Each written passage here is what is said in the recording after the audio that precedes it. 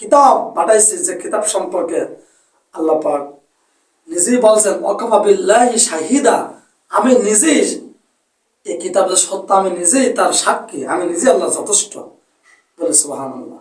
তাছাড়া একটা হাদিস পড়েছে সংক্ষিপ্ত, দুটি কথা না বললে নয়, সেটা হলো লা ইউমিনু আহাদুকুম হাত্তা আকুনা হাব্বা ইলাইহি মিন ওয়ালিদিহি ওয়া ওয়ালাদি ওয়ান নাসি আজমাইন। আমার জীবন, আমার জৈবন, সকল জাতি ধর্ম বর্ণ নির্বিশেষে আমাদের সকলার কলিজার টুকরা জানাবে মুহাম্মদ সাল্লাল্লাহু আলাইহি ওয়াসাল্লামের ভালোবাসা অন্তরকরণে যদি স্থাপন না করা হয়, আমাদের এই ইবাদত, আমাদের এই তাসবিহ তাহলিল, আমাদের এই তাহাজ্জুদ, আমাদের ইশরাক, আমাদের আবাবিল নামাজ, আমাদের এই পাঁচ ওয়াক্ত নামাজের কোনো দাম আসতে পারে না।